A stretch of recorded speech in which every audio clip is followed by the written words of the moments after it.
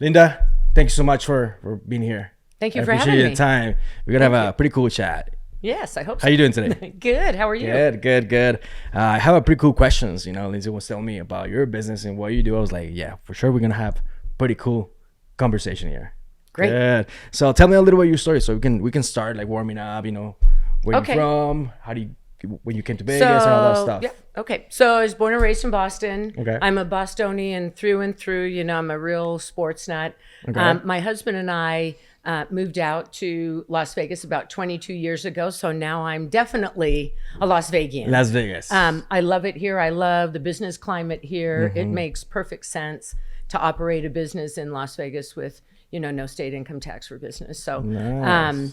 so I love it out here. And my husband and I owned a company for 20 years. We were the largest owner operators of, the carts and kiosks down the common area shopping malls. Well, we were the largest owner operators in the world Okay. of carts and kiosks. Okay. We opened about 500 of wow. them, and they all worked for us. So they weren't licensed, they weren't franchised. All the locations were owned and operated by us. Oh, wow. And we also started the automated retail business, selling products other than Coke and chips. So we put skincare Okay. in them. So we did that for 20 years, and then we sold the company, and my husband retired, and I wasn't ready. You want to keep working. I want to keep working. My husband's like, come on, you worked really hard. And I'm like, yeah, but I still have more to do. Okay. I felt like I still had more to do. So then Yeah. I started International Retail Group. Oh, wow. Hey, how's that going? Like that's the business you have now, right? Correct. So, Okay. well, I actually own 3 companies. Okay. Now, but International Retail Group is really kind of the parent. So different than what my husband and I did. Since we owned and operated all the locations ourselves, we sold about $2 billion worth of products. So we were the largest. And wow. and that was in skincare. Probably, I'm sure you've heard of Proactive, Yeah. the acne Yeah, yeah. skincare. We were their sole distributors. Really? So you either purchased it from them or from us. So when I started my company, I knew that I wanted to help people. And so I wasn't sure I really wasn't sure what that looked like. I really wasn't sure I was an entrepreneur. Yeah. Okay. But I guess I really have been my whole life, but I didn't really think of myself that way. And I'm sure that there's a lot of people, maybe even you have kind of, maybe you don't Question yourself. Yeah, you feel that. Yeah. And you don't know if you're really an entrepreneur. You just know that you want to start a business or help people. So I really wanted to help people. So International Retail Group, what we do differently is I help entrepreneurs that maybe have a thought or maybe a brand or a product An or idea. or an idea. Okay. And I help them really kind of put that idea together and help them test it in retail. So whether that's a pop-up or a long-term strategy, I do everything from them from site selection and real estate negotiating to writing all their ops manuals, hiring and training their staff. Oh, wow. And if they want me to, then I'll manage it for them. Oh, wow. You're so busy. I'm sure. Yes, and I love it. I love it. I think Okay. that's what keeps you young, right? Yeah, of course. Is Of course. being busy, keeping your mind active. Okay, so in this journey, like until now, what's one of the biggest challenges that you have faced, like in your business? COVID. COVID. Oh, yeah. I'm a retailer Oh, man. at heart, right? What do you think about COVID? Well, from that time? I'll tell you Business-wise. that time, business-wise, it killed me. I mean, I had 35 locations up and operating that I was staffing for my clients, not Yeah. for me, but for my clients. And then I had a couple of new brands that were getting ready to launch, and then everything shut down. Oh, And so here I am operating all these locations. I have to terminate these people that work for me that I love. It was difficult and horrible, and I didn't know what I was going to do. I mean, the shopping centers were all closed. Yeah. So instead of just sitting around, I started a retail magazine. a retail magazine. Yeah, Oh, so wow, I have a okay. retail magazine. It's a global publication called IRG Magazine, and we kind of focus on new innovative things that maybe you don't read about. Okay. And our distribution now is about 30,000 globally. Oh, wow. So I'm a terrible writer, Alex. I don't know how to write. And so writing a magazine was really challenging for me. Okay. So I hired a team that writing is really... helps you with your experience. Okay. And they copyright for you. And they write the magazine. I find the articles and the people, and I have a creative director and an editor, and they really put the whole thing together. So. Oh, wow. Yeah. And why Vegas? When you decide to move to Vegas, why Vegas? Well, I think, first of all, my husband, because he loves the desert. I wasn't real crazy about the desert. I'm from Boston. Okay. Yeah, I like the cold. snow. It's cold. It's Yeah, cold. yeah. And I like the four seasons. Okay. But my husband likes the desert. So, I decided I'd be a good wife. Wow. And move out here. But now I love it. Now I love Las Vegas. Oh, wow. So. And like, I'm sure like you're super busy doing all these things, right? And how do you manage as a businesswoman, an entrepreneur, the work-life balance? How do you handle that? Or, Is there such a thing? That's my question. Exactly. I don't. Women, men, are there such a thing? Listen. I think that word is overused. I think if you love what you do, and you probably can associate with this, and I think there are a lot of people that will be listening to this will associate with this. People use that. It's overused. If you love what you do, you'll find a way to balance your work life and your home life. So think about it. If I have a store and the manager calls me at 10 o'clock at night because they don't know how to close or there's something there, I'm not going to not answer the call, right? So I think that work-life balance means different things to different people, and you have to find that work-life balance for you. I love to work. So to me too. I love to work. See, you love to work. Yeah. But you work out in the morning. We just talked about that. So you do things for yourself that make you feel good, right? So for me, I work out in the morning. I take care of myself. I eat good. I go out with my friends. I do things to balance my life. But if I have to work on a Saturday, today's Saturday. Yeah, Saturday. Or do something we're working, right? Yes. We're doing something fun. Yes. But it's a Saturday. Right. So I think that you all choose what your work-life balance is. So for entrepreneurs, I tell them, listen, don't overuse that word. You find your own balance. And I think if you do that, then you'll be happy. Right. So how to fall in love with what you do? Because let's say when you start a business, you start barely like kicking off or have an idea, right? Or no money. But you, or no money, right? But you like barely like trying to understand like how to fall in love with this business or with this idea. Yeah. That could be complicated sometimes. Yeah. Sometimes we go in the wrong direction and we can do pretty good in a business, but we don't really like it or love it. So I say get out. Get out. Don't you? I mean, yeah, of course. if you're an entrepreneur and listen, I'm almost embarrassed to tell you how many LLCs I have. It's a lot. Yes. I have 15. Sure. Oh, I have 15 LLCs. Oh, wow. Because I thought that I could do everything. Oh. Right? Tell me about it. So I have a staffing agency, and so I thought I could go out and help other retailers by staffing their locations. And I staff my own clients' locations, which I love to do, but to scale it was not really where I was in my mind. So I tried it and I was like, I'm not really feeling this. Or I've helped to launch products that I wasn't really passionate about. And I think I did a disservice to them and to myself. So I think in the beginning, you take whatever pays the bills. Right. Yeah. Even if you've been successful in the past, right?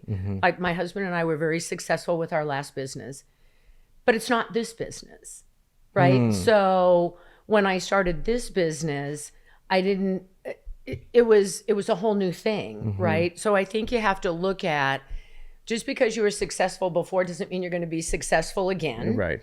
And it's about not extenuating or extending the pain if the business isn't going well. Right. So you have to learn when to say no.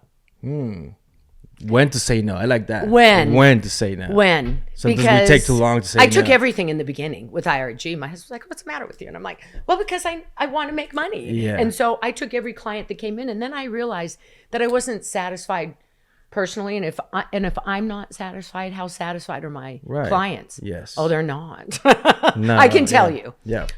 I pissed off a few. That'll happen. But then I realized after some non-successes, I don't like to call them failures. I think that's like an overused word too. So my non-successes, I realized very quickly that they were brands and products and they were not aligning. Yeah, they weren't aligning with with who I am. Okay. I want to make a difference. Okay, so give me a little bit of like the process when you start working with the client. So they have the idea. That's all they have. Yeah. An idea, product, skincare, whatever. What do you do? Like, how do you start with them? Or so we start with a business plan. I think we start, really from square one, because you and I both know that most entrepreneurs don't have a business plan. They have a concept or an idea or a brand, and they're not really sure how to go from point A to point B. So we start by helping them develop a business plan, a business strategy, by developing a P&L to really see, does this concept or idea really make sense for you? And a lot of entrepreneurs have never done a P&L. They don't even know what it is. What's ROI? What's EBITDA? Right? Return, yeah. All right. So we step them through that, and then we come up with, okay, yeah, this does make sense. So now what's the next step? If it's a brand or a product, listen, I'm not the one who is going to help you white label your product or get it manufactured. That's not what I do. So I can introduce you to people that can help you do that. And then once you get that done, then come back to me and I'll help you. So you study the product as well? I do. And I think what's really important, I think where we really made the difference with Proactive, and I'll tell you a quick story if you don't mind. Please. When Guthrie Ranker owned the brand, my husband and I were the only distributors worldwide. We did that for 18 years. And then our partners sold the controlling interest to Nestle. And yes, that small company in Switzerland. And when they came in, they asked me to hold a TED Talk when they launched the new product line, because the managers and the people that worked with us knew every ingredient. So what I tell my entrepreneurs is, listen, you have to know the product and the brand better than anyone. So one of the things you do is, once you get your business up and operating and you open a retail location, is you do what one of my favorite mentors in the whole world wrote a bazillion times, Jack Welch, and that is, you have to walk the manufacturing floor. Important. Oh, wow. So you have to be out in the trenches with your boots on, right next to your people. If you're managing from your little white ivory tower, right? How many people do you know that do that? Of course, a lot. Actually. And they don't. And how many complaints do you hear now about customer service from every aspect? It's crazy. It's crazy. Oh wow. Yeah. So, and I'm sure like your business or the way you help clients, there's always changing, innovating. Like, how do you stay on top of that? Like, how you innovate in the way of doing business, either the products or the business in general? You have to hire people better than you. Oh, that's a good one. That's a good one. Yes. I've always trained my people to say, listen, if you think you know it all, then you're not a good leader. Yeah. I don't profess to know it all. And when I started IRG, even though I've been an entrepreneur for years, when I started IRG, I thought I knew it all. And then that's when I made the biggest mistake. So that's when I went out and found people who could innovate and who knew things and who could do things better than I did. I know what I do really well now. I think that comes with experience and age, is that you learn what you do well and what you don't. And what you don't do well, you hire people that are better than you because they do it well. You delegate it to someone that can do it better. So entrepreneurs, we like to do it all. Don't you think? Yes. I think that's a mistake, my opinion. And when you're a singlepreneur or a small business, when you don't have a lot of employees, you have to wear a lot of hats, right? Right.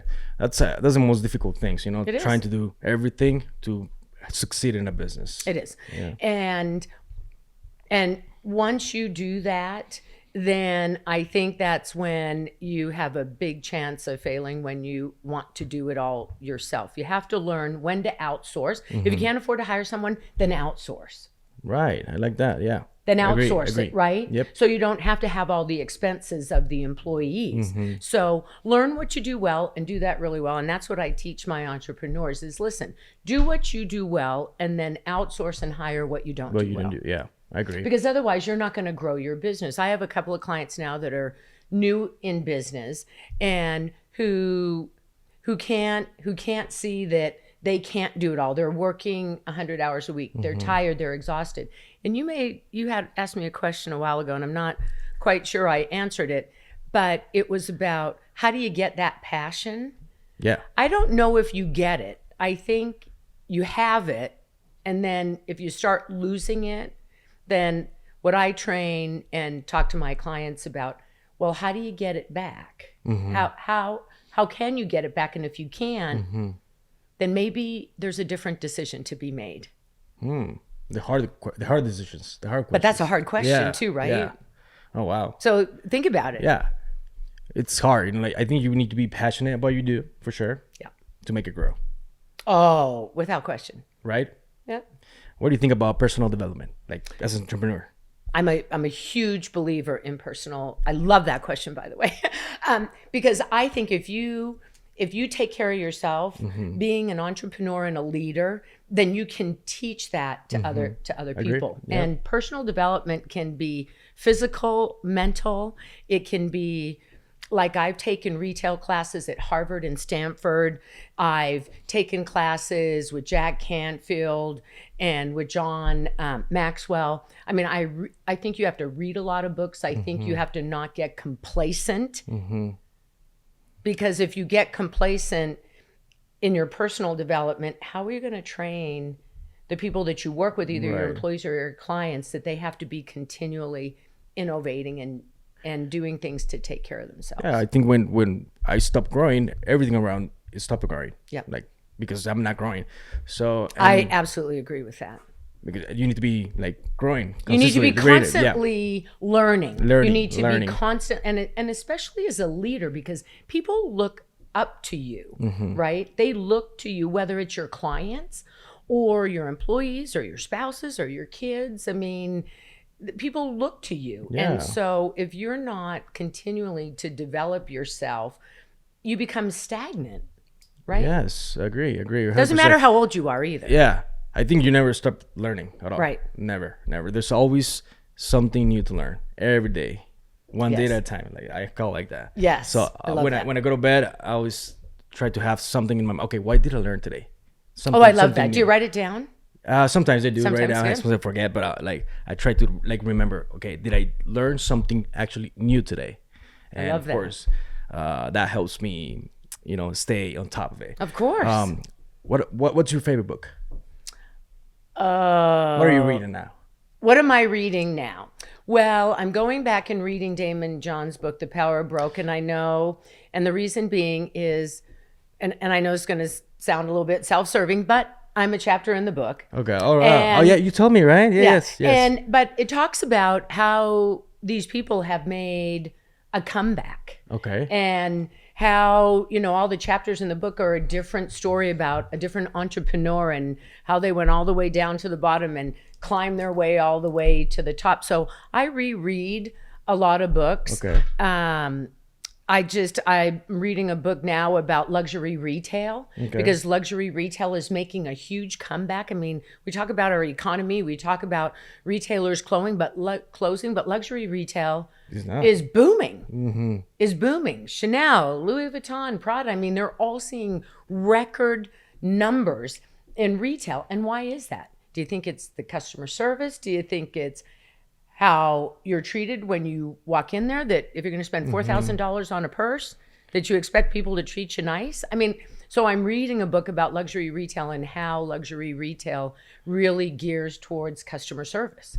Okay, that's really pretty fun. interesting. Like going a little bit on that luxury retail, like for me, it makes sense if you're gonna spend that money in a product. Yes. I like to go to the store. Yes, of course. Then doing it online. The in-store for me. experience. Yeah, exactly. Maybe has something to do with that, right? Well, of course it does. Yes. Well, because let's face it, when you purchase online, you pretty much know what you want, right? I mean, most of the time, unless, we all use Amazon, let's face it. Yeah. As a retailer, I'm embarrassed to say that I order things from Amazon, but listen, there are certain things that I get from there. But when it comes to clothing and purses and and things that I can go in store to get, I always want to go. support retailers because that's the business I'm in. Right. Of course, you want to But support. so because of that, I started another company 7 months ago. I have 2 partners in London. Okay. And we go out and we assess customer service experience.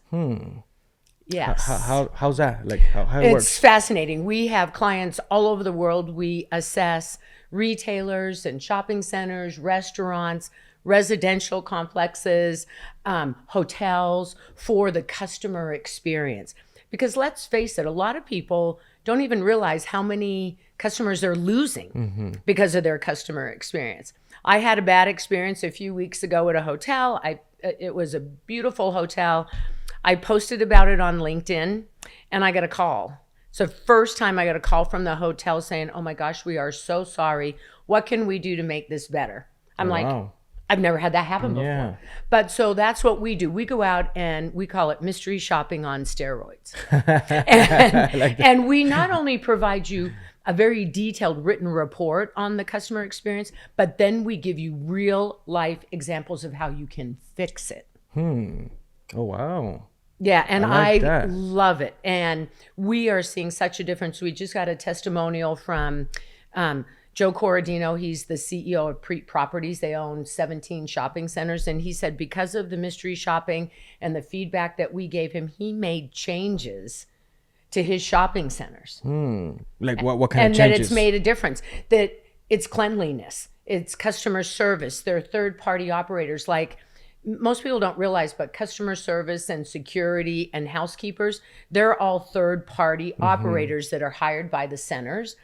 And if they don't provide you a good experience, what if you go up to a security guard and you ask them, can you tell me where Nordstrom is? And they just like, yeah, it's over there. Yeah, whatever. Yeah. And you're like, what? So we even go back and train the customer service standards to those folks, to the security guards, to the housekeepers. What happens if you go into a dirty bathroom? Oh, that's Right? Yeah. I mean, don't you expect when you go into a store that the bathroom is neat and clean? I mean, things that simple. People don't realize that those Make a huge change. represent your brand, Impact. right? It's your brand. Do you want people walking away saying, oh my God, it's the dirtiest bathroom I've ever seen, or that's the worst security guard that I've ever spoken to? Oh, wow. So Those we little assess details that helps little tiny improve the details. business and take it to another level. Oh, wow. That's interesting. Thank you. Okay, going back to the book. So you said you're in the book? Power okay. Broke. So how do you create that? Were you in the relationship with, like, business-wise with? Well, so we Okay. did a That's pop-up. interesting. Okay. So we did a pop-up with Damon John. Really? For all of his Shark Tank brands. Oh, wow. And we did it here in conjunction at Fashion Show Mall with the launch of the Power Broke book. So I have to tell you, you'll probably appreciate this. I'm not really a starstruck kind of person. I've met a lot of people. I don't really get starstruck. But in my office, about 10 years ago, my assistant came in. She goes, there's someone here to see you, Linda. And I said, okay, do they like have an appointment? You know what you do, right? Do they have an appointment? She goes, no, but I think you want to see him. And I said, no, why don't we, like reschedule? And she said, oh no, you want to meet this person. I said, okay, well, bring him in. And in through my door walks Damon John. Oh, wow. I was like, I mean, he's such the epitome of just an incredible entrepreneur helping people launch their brands into retail. And I like ran up and I just like gave him the biggest hug ever. I'm just like, oh my gosh, I love you. Because my husband and I always watch Shark Tank. Yeah. Why? Because we were always looking for the next brand to launch into retail. Right. And what better place to get those Shark new Tank, brands yes. than Shark Tank? Yeah. So we tested his about 10 of his products on a pop-up store in Fashion Show Mall. We tested it for 6 months. Unfortunately, we tested it and it didn't really work out. The price points weren't quite there. These people, didn't have really the cogs that, we were looking for. But what we did for them is we got their name out there. So even though this is what entrepreneurs have to look at. It might have not been successful in one way, but in the one way this pop-up was successful is it put the brands out in front of thousands of people. Yeah, Every it creates day. awareness of It creates that brand recognition. So when people are doing a pop-up, they might not always want to look at, well, what's it going to bring to the bottom line immediately, but what's it going to do for the brand in the long run. term, Yeah. right? So Damon was there. We did a big book launch. We launched all these products. We did Bomba socks, which now is a big deal. They donate 1 pair of socks for every sock that they sell. We did Mo's bows. Mo was this young little 13-year-old boy who made bow ties in his kitchen table with his mom. Oh, wow. And then he ended up getting an NFL contract, an NBA contract, still going to school and making these bow ties. Wow. At his kitchen table. So we gave products like that, along with Damon's name, that recognition that they were looking for. And they subsequently, most of those brands went into other big box retail stores. Oh, wow. So it gave them that recognition. Pretty cool. Yeah. Pretty cool. Wow. Well, I'm sure, you're having a pretty cool experience, going through all this. So what's one thing that you would do different if you had to start from zero? I've thought about that. That's a hard question. It really is a hard question. I know this is going to sound strange. I guess maybe I would be more careful about the clients that I brought on. I think I would have listened to my own advice, and that is had a very detailed business plan. Oh, wow. And because in the beginning, like I told you earlier, I brought in every client, even though they didn't really match what I was really looking for. I wasn't really sure if that brand would make it. But because I was building my business, I took on any client that I could get. And so I think I would be more methodical in my planning because, listen, I'll tell you, the first year it was tough and I lost money the first year. Invested my own money in the business to bring on people that, I needed to at the time. So I think I would have lost less money had I been more methodical and listened to my own advice. With all these lessons, all these decisions that you make in that time, that's what you hear now. So with this amazing success, and sometimes the bad comes, the good and good with exactly. bad. So, and I don't look at them as mistakes. I guess I look at them more lessons. that I would, lessons. That it taught me what I was really looking to do. Okay. So what's next for you? Where are you working on? Well, I've got, 7 or 8 clients worldwide that I work with on real estate. Our next publication of the magazine is coming out, and we've got some really exciting articles, and I think people that have a great story to share. And REMA, my new company, assessing for customer experience. We've picked up clients in Dubai and Germany, Iraq. Oh, wow. And so for me, I want to help people. So I think speaking and helping people in their entrepreneur journey, I think I can help people that way. So I'm looking really to build that part of my business, doing, more speaking with either businesses or in industry functions, and really help people through their entrepreneurial journey. Yeah, I like what you said earlier, that you like helping people. Yes. And sometimes, there's nothing of money at the beginning or whatever, right? But somehow it gets back to you. So the universe, God, bless you. Without question. And you just said something. So another part of what I do is on the nonprofit side. So I support, so I sit on the CEO advisory board for St. Jude Children's Research Hospital. Oh, wow. And I have for 22 years. My husband and I collectively have raised over $54 million to donate to St. Jude. We have our own foundation. I also support Alice Cooper's foundation. I think I told you that last question you're going to ask me. If you had to start all over again, what would you do? I'd be a rock star. A rock star, yes. I'd be a rock star. So I support Alice Cooper's foundation and Steve Young's foundation. I'm really passionate about helping children and children's charities. So I'm definitely going to do more of that. Wow, that's pretty impressive. I'm really amazed for all these things. Right, cool. That's like here in Vegas, like it's hard to find people like you, like helping other people, and that's valuable for sure. I think at the end of the day, That's what we're here. It's about our relationships. Yes. You can't take anything else with you, right? So I tell people all the time, listen, you might have all of this stuff that you're building, but you're not, whether you believe in God or not, I do, but whether you do or not, you can't take any of that stuff with you when you go. Yeah, of course. So you have to make a difference in the lives of the people that you work with, that you're involved with, that you meet like you. I mean, it's such a pleasure to talk to you. And so that's what I'm about, making a difference. Yes, helping people, exchange value, grow. At the end of the day, is growth. That's it. That's it. Linda, thank you so much. Thank you. It was a pleasure talking to you. I'm sure that people that will see this podcast will learn a lot for sure. Thank you. I appreciate it. Thank you so much. Thank you. Love it. Thank you.